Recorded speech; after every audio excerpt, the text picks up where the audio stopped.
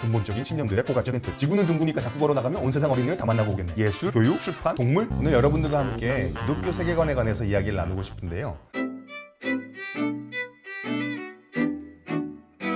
기독교 세계관에 보면 세계관이란 말이 나오잖아요. 사실 쉬운 말은 아닙니다. 철학에서 먼저 쓰였던 말인데요. 세계관의 뜻이 무엇인지를 설명하는 책을 읽어보면 이렇게 이야기 나옵니다. 한 사람이 사물들에 대해 가지는 근본적인 신념들의 포괄적인 틀. 근데 이 설명을 듣고 나면 배신감이 느껴지죠. 왜냐하면 제가 어려운 단어의 뜻을 알고 싶어서 사전을 찾았더니 더 어려운 말로 설명하고 있더라. 아니, 세계관이란 말을 찾아봤더니 한 사람이 사물들에 대해 가지는 근본적인 신념들의 포괄적인 틀.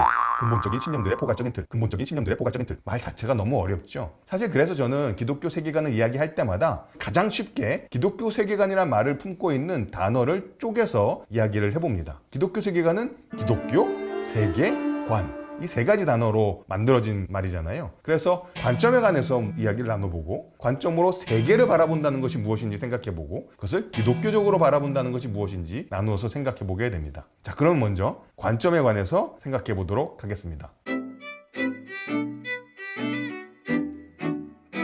자, 이 그림은 뭘까요? 지도입니다. 근데 여기 가운데에 뭐가 있을까요? 예루살렘이 있습니다. 지도는 하나의 실체를 우리가 어떻게 이해하는지를 보여주는 거죠. 세계관을 이야기할 때마다 사람들이 지도를 많이 예로 이야기를 하는데요. 몇 가지 지도를 더 보도록 하겠습니다. 자, 이 지도는 제가 구글에서 뭐라고 검색해서 찾았을까요? 세계 지도라고 검색하면 이런 지도가 나옵니다. 자, 그러면 이 지도는 제가 뭐라고 검색했을까요? 월드맵이지요. 자, 그러면 여기 세계 지도와 월드맵은 어떤 차이가 있을까요? 세계 지도는 대한민국이 지도의 가운데에 있지요.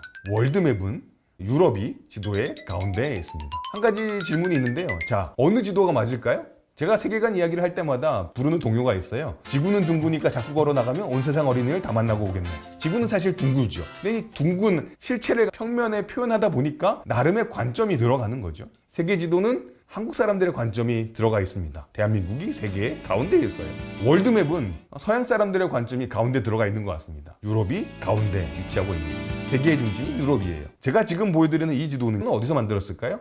미국에서 만들었을 것 같습니다. 유라시아 대륙을 반으로 쪼개는 한이 있더라도 미국을 이 세계의 가운데다 놓은 지도인 거죠. 제가 여러 지도를 보여드린 이유는요, 우리의 관점이 세상을 파악하는 데 영향을 준다라는 것입니다. 모든 것을 파악할 때 관점의 영향을 받는 거죠. 어떤 관점을 갖느냐가 굉장히 중요하지요. 관점에 관해서 잠깐 정리를 해보면요, 모든 사람이 관점을 갖고 있고 관점이 다양하기 때문에, 또 실제가 관점을 통해서 파악하기 때문에 우리가 어떤 관점을 갖고 있느냐가 중요하게 됩니다. 어떤 관점을 갖고 있느냐가 세상을 바라보는 이해를 바꾸기 때문인 거죠. 대한민국이 중심에 있는 지도를 보고 자라난 저희들은요, 대한민국이 세계의 중심이라는 생각을 은연중에 가질 수 있습니다. 유라시아 대륙을 반으로 자르더라도 미국을 중심에 놓았던 지도를 보고 자라난 사람들은 미국이 세상의 중심인 것 같은 생각을 하며 자라게 되지요.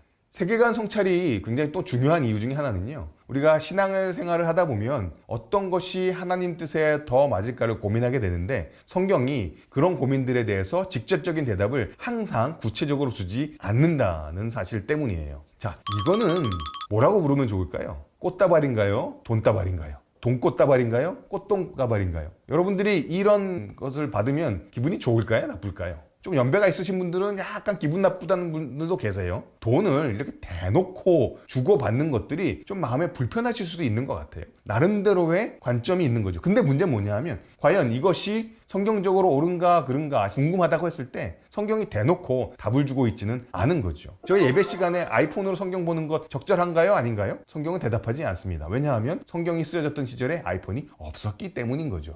그래서 우리는 어떠한 문제들에 관해서 분별하고자 했을 때 전체적인 큰 관점을 갖고 그것 가운데서 분별하는 것이 필요하게 됩니다. 이런 세계관 성찰이 필요하다는 것을 알려주는 성경 구절이 있는데요. 그래서 로마서 12장 1절부터 2절인 것 같습니다. 너희는 이 세대를 본받지 말고 오직 마음을 새롭게 함으로 변화를 받아 하나님의 선하시고 기뻐하시고 온전하신 뜻이 무엇인지 분별하도록 하라. 2절이 세계관이 필요하다는 얘기를 잘 알려주고 있는데, 여기 보시면 밑줄 긋고 싶은 단어가 있습니다. 그것은 분별이라는 단어입니다. 아까 저희가 꽃다발, 돈다발 보았잖아요. 이것이 하나님 보시기에 기뻐하시는 모습인지 아닌지를 분별하기 위해서는요, 세계관이 필요합니다. 뛰어난 영성의 소유자, 이 사람은 정말 뛰어난 영성을 갖고 있구나 라고 말할 때 어떤 사람을 그렇게 표현할까요? 저는 잘 분별하는 사람, 그리고 또 그 분별에 따라서 용기 있게 행동하는 사람이라고 생각합니다. 자, 로마서 12장 1절과 2절은요, 우리에게 세계관이 필요한 이유를 잘 설명해주고 있습니다. 세계관은 우리의 삶을 인도합니다. 세계관은 세계 속에서 우리에게 방향을 제시해줍니다. 시대를 평가하는 방식에 영향을 미치고요, 무엇보다도 우리 의사결정에 세계관이 영향을 미치는 거죠. 그러니 하나님의 기뻐하시는 뜻을 분별하기 위해서 우리는 성경을 통해 하나의 관점을 만들어야 되고, 그 관점 가운데서 하나님의 뜻을 분별하고 우리의 의사결정을 좀 더 바르게 할 수 있는 것이죠. 관점이 중요하다. 자, 그러면 이제 기독교 세계관에서 세계에 관한 이야기를 해야 되겠죠. 세계라는 말은요, 말 그대로 모두 다입니다. 관점을 가지고 바라보는데 뭐에 대한 관심을 갖느냐? 온 세상에 대한 관심을 갖는다는 것이죠. 신앙에 관심이 미치지 않는 영역은 하나도 없다는 것입니다. 그래서 기독교 세계관을 이야기할 때 굉장히 중요한 구절은 뭐냐면요, 태초에 하나님이 천지를 창조하시니라입니다. 로마서 12장 1절과 2절이 관점과 관련해서 관점이 중요하다라는 것을 알려주는 말씀이라면요, 세계에 관한 말씀으로는 창세기 1장 1절을 이야기할 수 있어요. 태초에 하나님이 천지를 창조하시니라. 하나님의 창조의 손길이 닿지 않는 영역은 하나도 없다. 모두가 다 하나님의 관심사이다 라는 것입니다. 그래서 이 세계, 이 모든 것들을 송인규 교수님은요, 4가지 범주로 나눠서 설명을 해보십니다. 그것은 인간, 자연, 문화, 사회입니다. 어떤 것도 하나님의 관심에서 벗어난 것은 없습니다. 그러니까 우리 신앙은요, 모든 것을 다 통틀는 것입니다. 도표가 있는데요, 이 세계를 교회, 가정, 정치, 사업, 예술, 교육, 출판, 사고, 감정, 동식물 이렇게 나누어서 설명하고 있어요.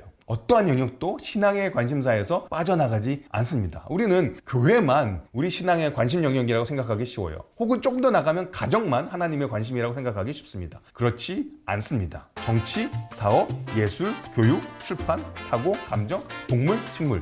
좋은 신앙을 갖고 있는 사람이 된다고 해서 교회에만 시간을 보내는 것, 그것이 하나님께서 원하는 신앙의 모습이 아니라는 것이죠. 예술에 관심을 쏟을 수 있습니다. 그것도 하나님이 관심 갖고 계신 온 세계의 영역이에요. 그래서 기독교 세계관은요, 우리 삶의 어떠한 한 구석도 하나님의 관심사로부터 벗어나지 않는다는 것을 이야기하고 있습니다. 마지막으로 생각해야 될 것이 기독교적이라는 거잖아요. 기독교적이라는 건 뭘까요? 그것은 성경 이야기에 토대한다라는 의미가 되겠죠. 기독교 세계관을 이야기할 때 성경 이야기를 어떻게 요약하면 좋을까 사람들이 많이 고민을 합니다. 여러 가지 방식이 있는데요, 그 중에 하나는 창조, 타락, 구속이라는 거죠. 근데 여기서 우리가 물어봐야 될 질문이 한 가지가 있어요. 우리의 기독교 이야기가 창조에서 시작하느냐, 타락에서 시작하느냐입니다. 저희가 성경 이야기를 하나님께서 창조하신 세상이 결국 하나님께 등을 돌렸고 타락했고 그 세상을 하나님께서 구속하신다라고 정리를 하긴 하는데요, 저희들의 생각 속에서는요, 우리의 신앙의 이야기가 창조가 아닌 타락에서 시작하는 경우들이 꽤 많이 있습니다. 어떻게 알 수 있을까요? 사람은 어떤 존재인가 라고 질문했을 때 무엇이 가장 먼저 떠오르시나요? 죄인입니다 라는 답이 먼저 떠오르셨나요? 아니면 하나님의 형상입니다 라는 말이 떠오르셨나요? 만일에 죄인입니다 라는 답이 떠오르셨다면 우리의 성경 이야기는 창조가 아니라 타락에서 시작하고 있는지도 모르겠습니다. 하지만 성경 이야기는 분명 창조에서 시작해야 되는 것이죠. 사람에 대해서 기독교적으로 이야기한다고 했을 때 우리는 사람이 하나님의 형상이다 라는 사실을 결코 놓치지 말아야 합니다.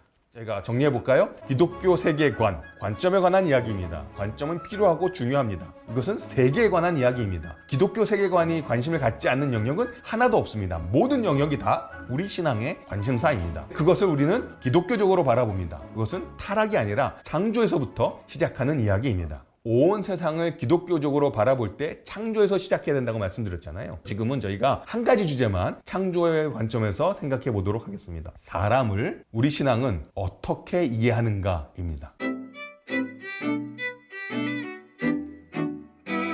사람을 이해할 때 가장 중요한 것은 죄인이라는 사실보다 하나님의 형상이라는 사실입니다. 스트라디바리우스라는 바이올린이 있잖아요. 자, 스트라디바리우스 바이올린의 목이 댕가당 댕가당 댕가당 부러졌습니다. 목이 부러진 스트라디바리우스 바이올린은 스트라디바리우스일까요? 아닐까요? 여전히 스트라디바리우스이지요. 하나님의 형상인 사람이 타락했습니다. 여전히 하나님의 형상일까요? 아닐까요? 성경은 타락 이후에도 사람은 여전히 하나님의 형상이라고 이야기합니다. 창세기 9장이 그렇고요, 야고보서 3장이 그러합니다. 자, 인간은 하나님의 형상이다. 기독교 세계관을 이야기할 때 사랑과 관련해서 가장 중요한 놓치지 말아야 될 진리입니다. 이게 왜 그렇게 중요할까요? 사실 하나님의 형상이라는 개념은 고대 옛날 사람들에게 익숙했던 개념이었습니다. 제가 한 가지 기도문을 읽어볼게요. 이 기도문은 라암셋 2세라는 이집트의 파라오가 프타라는 신에게 드렸던 기도문입니다. 나는 당신의 아들이요 당신께서 왕위에 앉게 한 자입니다. 당신은 나에게 왕권을 주셨으며 나를 당신의 형상을 따라 낳으셨습니다. 당신은 당신께서 창조하신 모든 것을 나에게 물려주셨습니다. 신의 형상, 하나님의 형상이란 개념은 새로운 것이 아니었어요. 그것이 한 사람, 소수의 권력자에게만 적용되었던 개념이란 것이 문제였습니다. 사회의 피라미드 꼭대기에 있는 파라오만 신의 형상이었던 것이죠. 그럼 나머지 사람들은 뭐냐? 신의 노동을 덜기 위해 지음받은 노예와 같은 존재들이었던 것이죠. 그러니까 여러분들이 만일에 타임머신을 타고 이집트를 가서 피라미드를 만들고 있는 노동을 하고 있는 사람들을 붙잡고 당신도 사람이고 저 파라오도 사람인데 파라오를 위해서 당신이 이렇게 죽도록 노동하는 게 억울하지 않습니까? 라고 물어봤다면 사람들은 이상한 눈빛으로 여러분을 쳐다볼 거예요. 파라오는 신의 형상이고 나는 신들의 노동을 대신하기 위해서 지음받은 존재인데 뭐가 억울하지? 라고 쳐다봤을 거라는 거죠. 그러한 사고방식을 갖고 있던 사회에 하나님께서는 모든 사람이 여자건 남자건 사회적 지위와 관계없이 경제적 능력과 관계없이 모두가 다 존엄한 하나님의 형상이다 라고 선언하신 것이죠. 이것이 기독교 세계관의 중요한 핵심 중에 하나입니다. 우리는 사람을 만날 때 그들을 구별하는 선을 우리 마음속에 갖고 있습니다. 기생충이라는 영화의 중요한 주제가 선이죠. 선을 넘는 것 나는 싫다 이거잖아요. 그런데 기독교 세계관은요, 사람과 사람을 구별하는 선을 지웁니다. 파라오만 신의 형상이라고 여겨졌던 그 사회, 계층화되고 누가 누군가를 지배하는 사회가 자연스럽게 여겨졌던 그 세상에 창세기 말씀은 모두가 동일한 존엄성을 갖고 있는 하나님의 형상이다. 모든 사람은 다 동일하게 존엄하다고 선언하고 있습니다. 기독교 세계관의 중요한 핵심 하나를 여러분들과 나누었습니다. 사실 기독교 세계관은요, 이거 외에도 정말 다양한 주제들을 다루고 있어요. 근데 정말 나누고 싶은 주제가 사람은 하나님의 형상이다입니다. 사람들이 어떠한 기준으로 선을 긋고 그 선의 안에 있는 사람, 바깥에 있는 사람들을 구별하고 차별한다고 해도요, 기독교 세계관은 모두가 다 하나님의 형상이라고 선언합니다. 그리고 그것이 우리가 세상을 살면서 사람을 만날 때 분별해야 되는 가장 중요한 진리 중에 하나입니다. 우리의 처지가 어떠하든지 성경은 모두가 하나님의 형상이라고 이야기하고 있습니다. 끝까지 경청해 주셔서 감사합니다. 안녕히 계세요. 바이.